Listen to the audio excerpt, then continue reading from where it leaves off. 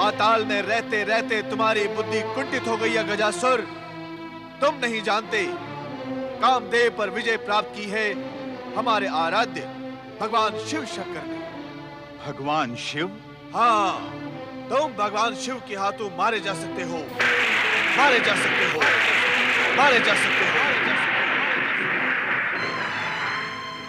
भगवान शिव तो हमारे आराध्य हैं। वे क्या मुझे, एक असुर को मारेंगे? यह असंभव है। हमने भी पहले यही सोचा था, परंतु हमारे शत्रु देवता छल, प्रपंच और कूटनीति का प्रयोग करके भगवान शिव को तुम्हें मारने के लिए बाध्य कर सकते हैं। उन्होंने शंकर को प्रसन्न करने का अनुष्ठान भी प्रारंभ कर दिया है। कैसा अनुष्ठान देते गुरु? मैं समझा नहीं। काशी के शिव भक्त यज्ञकर्ता ब्राह्मणों ने भगवान शिव को प्रसन्न करने हेतु तुम्हारा वध कराने के उद्देश्य से काशी में एक विशेष यज्ञ प्रारंभ किया है। तुम तुरंत वहां जाकर उनके यज्ञ में बाधा डालो। किसी भी प्रकार ये यज्ञ पूर्ण न होने दो। मैं अभी जाकर उन ब्राह्मणों को अपने विशाल चरणों तले कुचल देता हूं। न रहेगा बांस, न बजेगी बांसुरी। नहीं नहीं गजासुर, ऐसा नर्त न करना।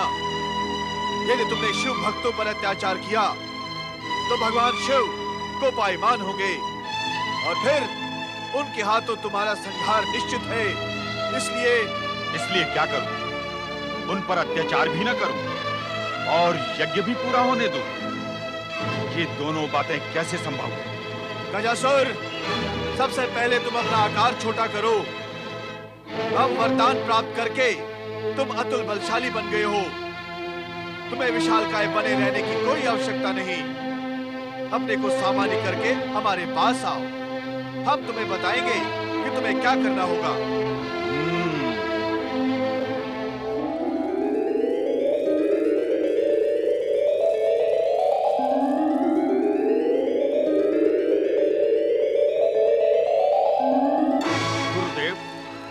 सबसे पहले स्वर्ग पर अधिकार करके देवताओं से मुझे अपने पिता की मृत्यु का प्रतिशोध लेना है।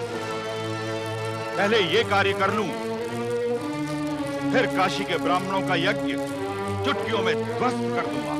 गजासुर, हमने तुम्हें पहले भी बताया था, अब फिर बता रहे हैं कि तुम्हारे पिता का वध देवी दुर्गा ने किया था और उस षड्यंत्र में सभी देवता सम्मिलित थे। उन्होंने ये आवाहन करके त्रिदेवियों की शक्ति से देवी दुर्गा को प्रकट किया था। कौन थी वो त्रिदेवियां? देवी लक्ष्मी, सरस्वती और शिव संगनी माता पार्वती। परंतु तुम उनसे प्रतिशोध नहीं ले सकते हो। तुम्हारी वरदानी शक्ति उन तीनों को कोई हानि नहीं पहुंचा सकती, क्योंकि वे अपने अपने लोक में सुरक्षित हैं। तुम्हें सबसे पहले काशी में यज्ञकर्ता ब्राह्मणों का यज्ञ रोकना है, अन्यथा तुम भगवान शिव के हाथों वध का पात्र बन सकते हो। नहीं दैत्य गुरु, सबसे पहले मेरे पिता के वधकर्ताओं से मैं प्रतिशोध लूंगा। उसके बिना मुझे शांति नहीं मिलेगी। गजासुर, मेरी बात सुनो गजासुर। उन त्रिदेवियों की शक्ति अपार है। वहां न जाना गजासुर, वहां न जाना।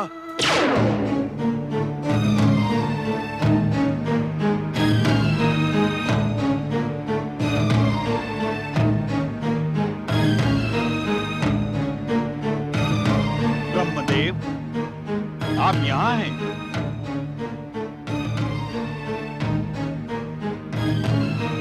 अर्थात देवी सरस्वती जी आपके साथ ही रहती हैं।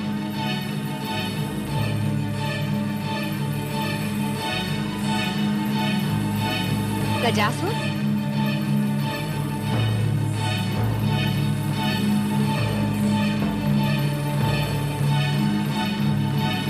ब्रह्मदेव, जागे ब्रह्मदेव, आपका वरदानी गजासुर यहाँ आ पहुंचा है।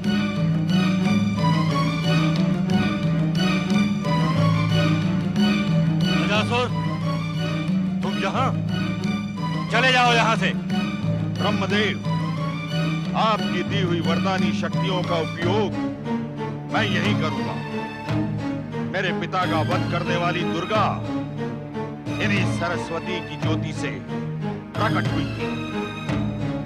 ब्रह्मदेव, इस दुष्ट को यही समाप्त कर दे। हम इसे समाप्त नहीं कर सकते देवी।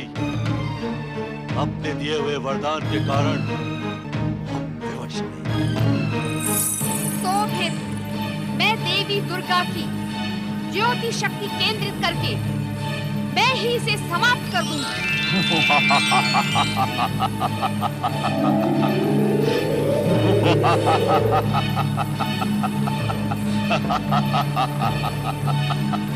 मैं अपने पिता की मृत्यु का प्रतिशोध लेने के लिए तुम्हें अभी यही समाप्त कर दूंगा।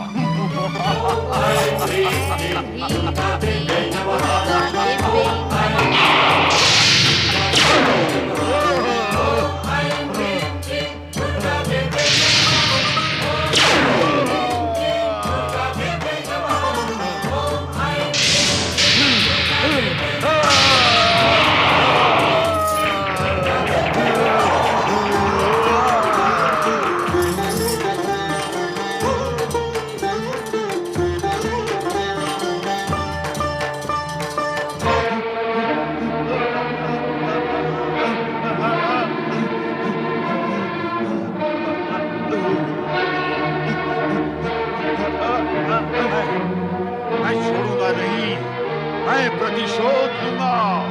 मेरे पिता की मृत्यु का प्रतिशोध मैं अवश्य लूंगा।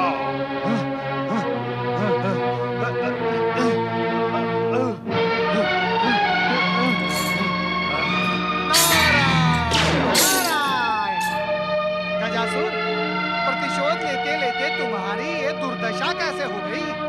तुम कौन हो? तुमने मुझे रोका क्यों?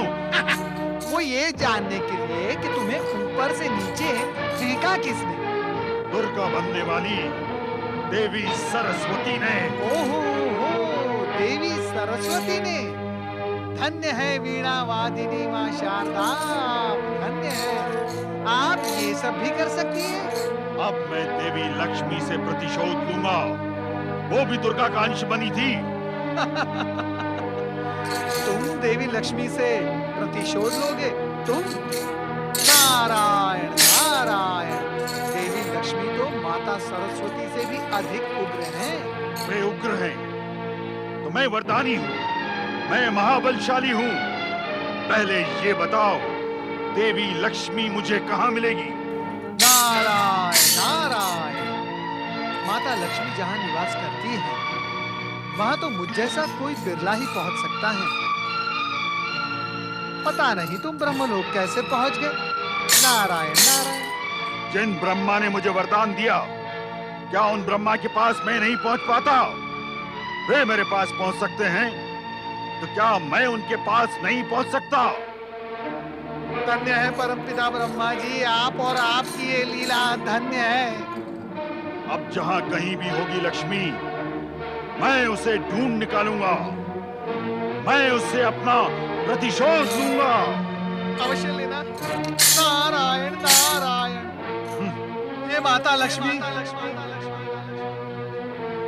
ये गजासुर आपसे प्रतिशोध लेने की इच्छा प्रकट कर रहा है। कृपया आप इसे दर्शन दे ही दें।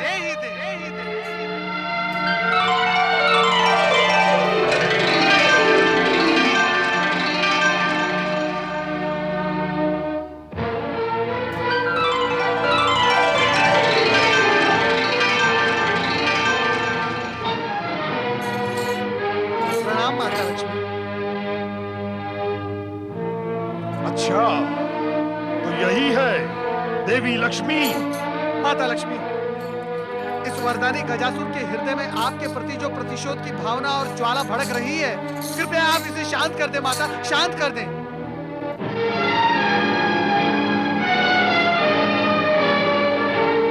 जय दैत्य गुरु।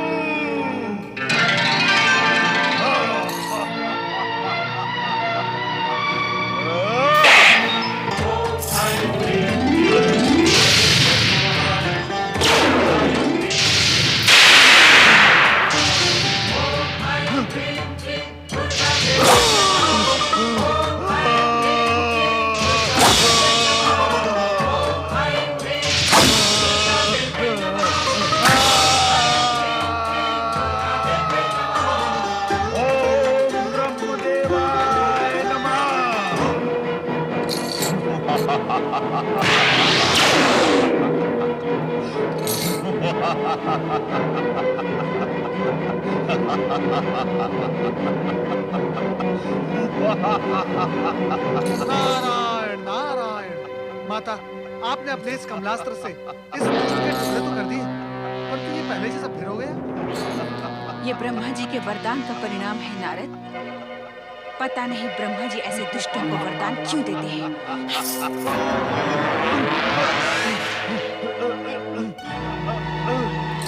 धन्य है माता, धन्य है।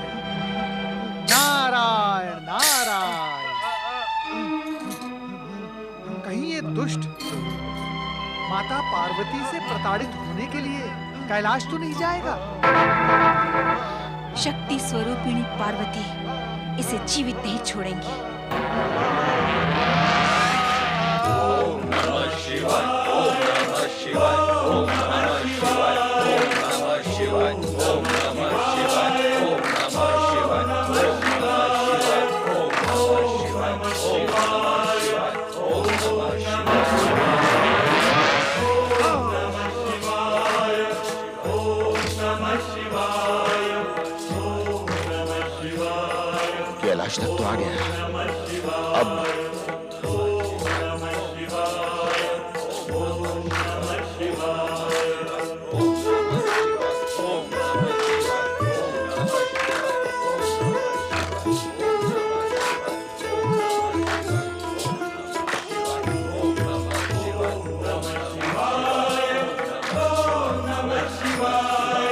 इस जटाजूटधारी बागंबर पहने व्यक्ति को देखकर मेरी मन में भक्ति भाव क्यों उत्पन्न हो रहा है? अच्छा, तो यही है शिव। किंतु मेरी पितृहंता दुर्गा को प्रकट करने वाली पार्वती कहाँ है? ओम नमः शिवाय, ओम नमः शिवाय, ओम नमः शिवाय, ओम नमः शिवाय, ओम नमः शिवाय, ओम नमः शिवाय, ओम नमः शिवाय, ओम नमः शिवाय, ओम नमः शिवाय।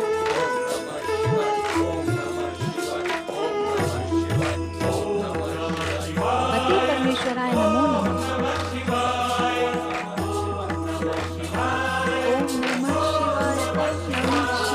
ओम नमः शिवाय, ओम नमः शिवाय, ओम नमः शिवाय, ओम नमः शिवाय, ओम नमः शिवाय, ओम नमः शिवाय, ओम नमः शिवाय, ओम महिषासुर मर्दिनी साक्षात शक्ति स्वरूपा देवी पार्वती।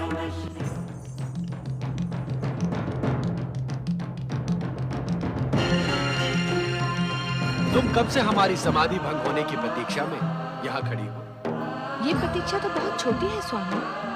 आपकी समीपता और आपको पति रूप में प्राप्त करने के लिए मैंने वर्षों इसी तरह खड़े रहकर आपकी तपस्या की है।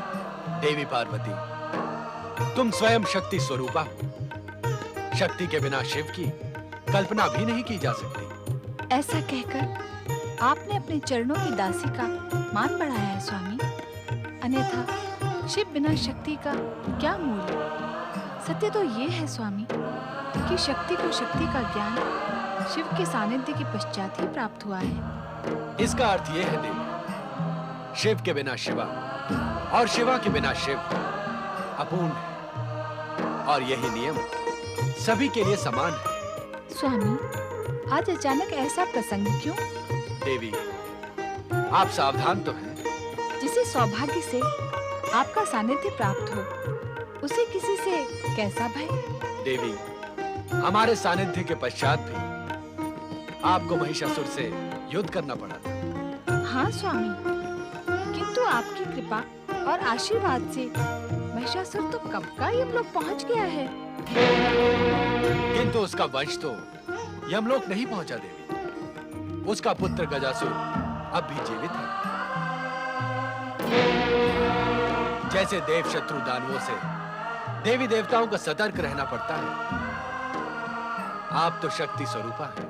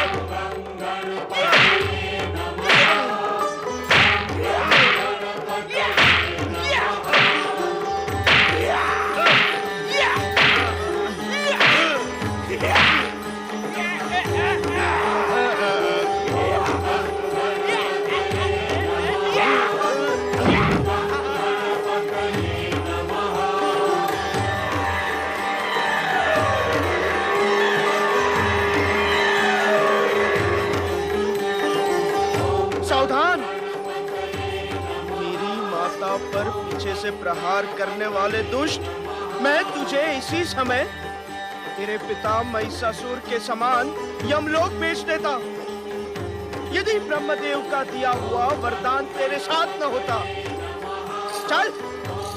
चला जा शुक्राचार्य के आश्रम।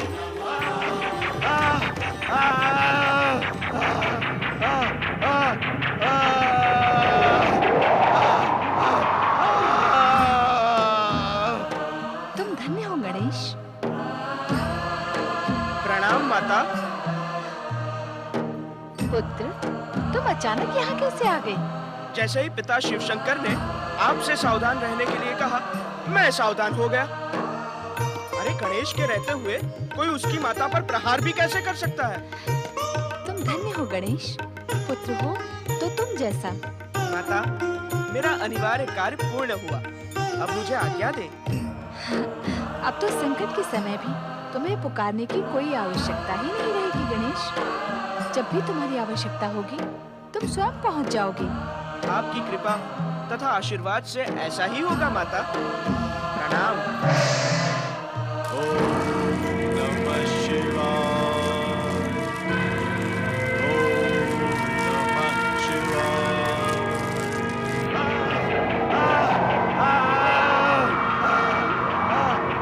ओम नमः शिवाय।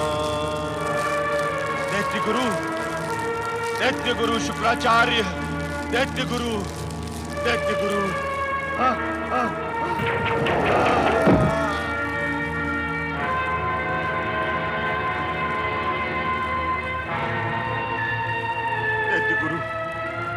देखिए मेरी ये दुर्दशा। किसने की तुम्हारी ये दुर्दशा? हाथी के मस्तक वाले एक सूंडधारी प्राणी ने सूंडों से मार मार कर मेरी ये दशा की है दैत्य गुरु। वो श्री गणेश होंगे। तुमने अवश्य माता पार्वती के प्रति दुष्टता की होगी। गजासुर, हमने तुम्हें पहले ही सचेत कर दिया था कि तुम देवियों से प्रतिशोध नहीं ले सकते। जब मैं प्रतिशोध नहीं ले सकता तो वरदान का अर्थ ही क्या है दैत्य गुरु? वरदान का लाभ उठाने की इच्छुक हो तो जैसा हमने कहा उसका पालन करो। जाओ, काशी के यज्ञकर्ता ब्राह्मणों को यज्ञ पूर्ण करने से रोको। हम तुम्हें अपने मंत्र बल से पुनः पूर्ववत बना देते हैं। जय मृत्युंजय महादेव।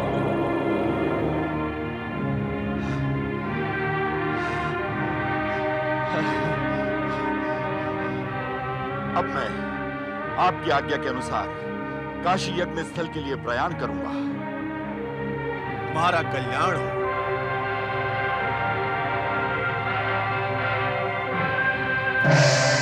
ओम नागेश्वराय नमः स्वाहा। ओम सुरेश्वराय नमः स्वाहा। ओम नागेश्वराय नमः स्वाहा। ओम महारुद्राय नमः स्वाहा। ओम यज्ञेश्वराय नमः स्वाहा। ओम यागेश्वराय नमः स्वाहा। मैं तुम्हारे स्वाहा को स्वाहा कर दूंगा यज्ञ करता हूं। मैं तुम्हारे यज्ञ को कभी पूर्ण नहीं होने दूंगा। ओम भूतनाथाय नमः स्वाहा। ओम भूतनाथाय।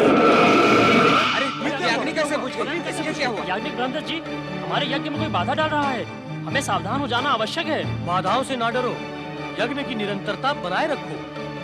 ओम नागेंद्र हाराय नमः स्वाहा। ओम दिगंबराय नमः स्वाहा। ओम चंद्रमौलिने नमः स्वाहा। ओम त्रिनेत्राय नमः स्वाहा। ओम त्रिनेत्राय नमः स्वाहा। लगता है अब हमारा यज्ञ कार्य पूर्ण नहीं होगा, क्योंकि कोई दुष्ट शक्ति बार बार हमारा यज्ञ भंग करने का प्रयास कर रही है। भगवान शिव यज्ञेश्वर वो स्वयं हमारी सहायता करेंगे। भोलेनाथ, देवाधिदेव महादेव, कोई अशुभ शक्ति हमारे इस यज्ञ में बाधा उत्पन्न कर रही है प्रभु। उसे नष्ट करें देवादिदेव महादेव, उसे नष्ट करें।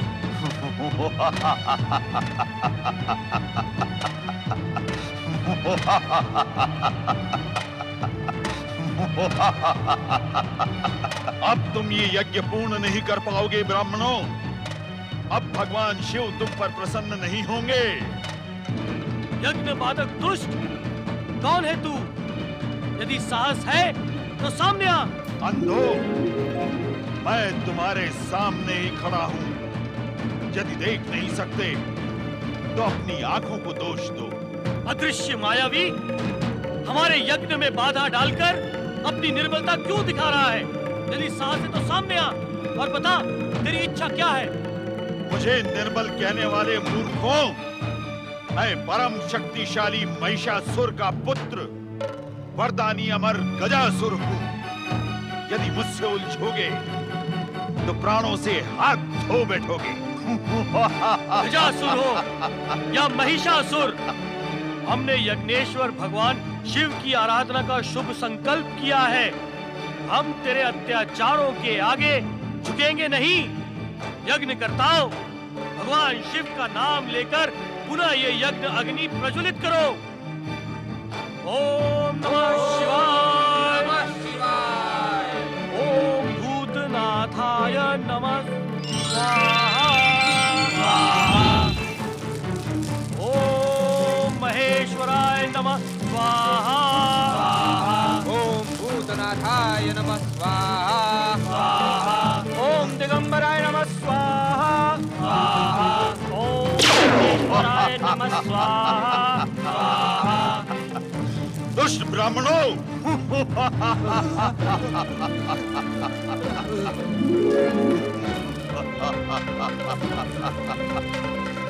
दुष्ट ब्राह्मणों,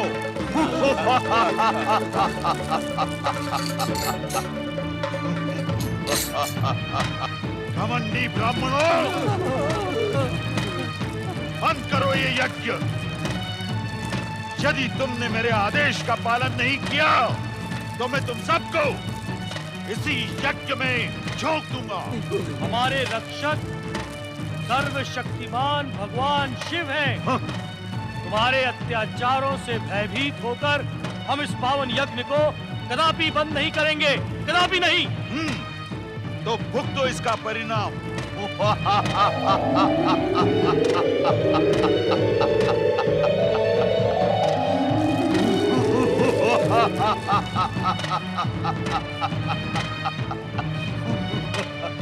दुष्ट ब्राह्मणों, मैं तुम्हें तुच्छ जंतुओं की भांति मसल डालूंगा।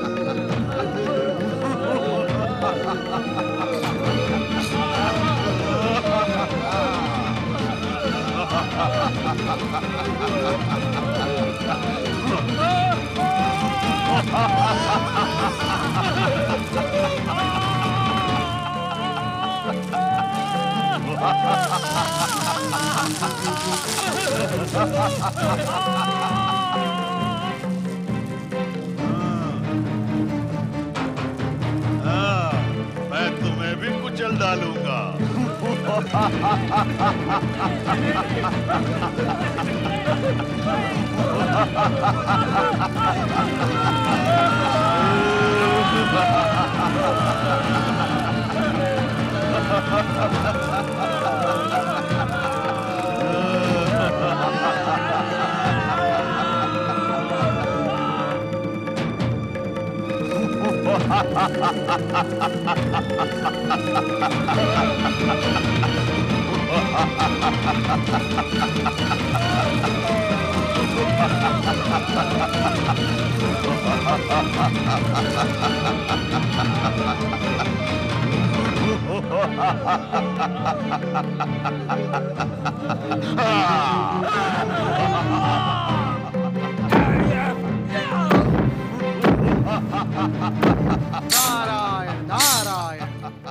भोलेनाथ, भोलेनाथ, इन निर्दोष ब्राह्मणों को यज्ञ करने का परामर्श मैंने ही दिया था भोलेनाथ।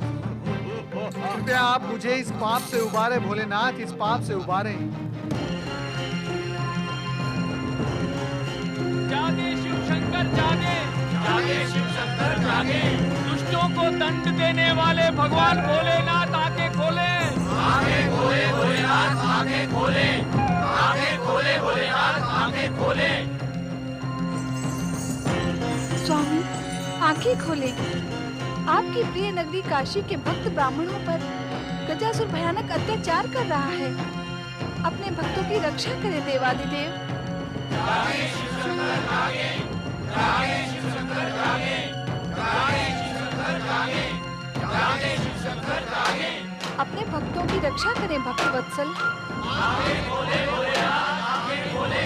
हे देवाधिदेव, सर्वेश्वर, हे त्रिकालदर्शी, उन निर्दोष और निरीह काशी के ब्राह्मणों को परमपिता ब्रह्मा जी का आदेश पाकर आपकी आराधना और अनुष्ठान करने के लिए मैंने ही प्रेरित किया था। कृपया आप उनकी सहायता करें भोलेनाथ। किंतु अब तो विकराल गजासुर के चरणों तले कुचले जा रहे हैं। उन पर होने वाले अत्याचारों का पाप नारद के सिर चढ़ेगा भोलेनाथ। अपने इस दीनहीन और परम भक्त नारद की प्रार्थना पर कृपया आप अपनी आंखें खोले भोलेनाथ। आंखें खोले भोलेनाथ, आंखें खोले। जय जय शिव शंकर, जय जय शिव शंकर, जय जय शिव शंकर।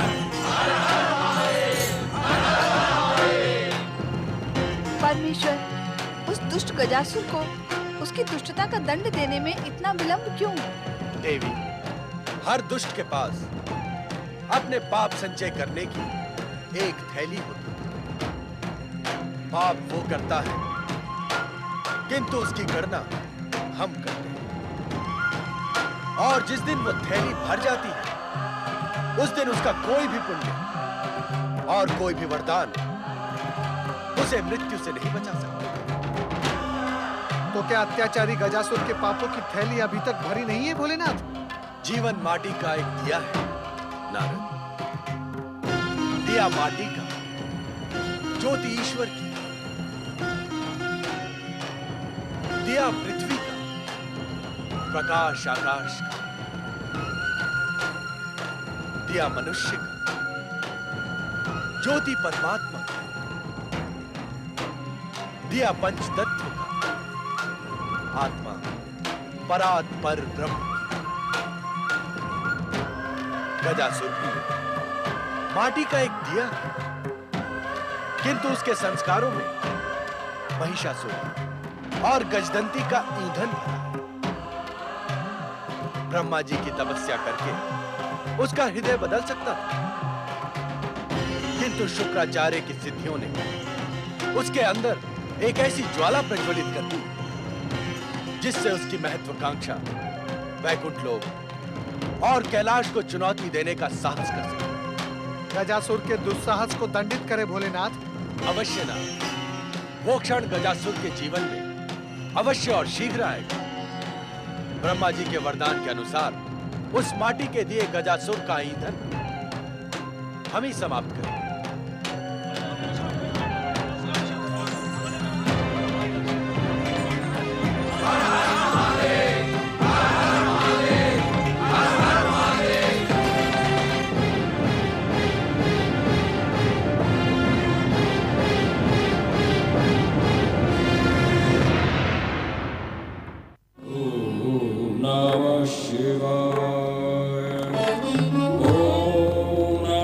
Shiva.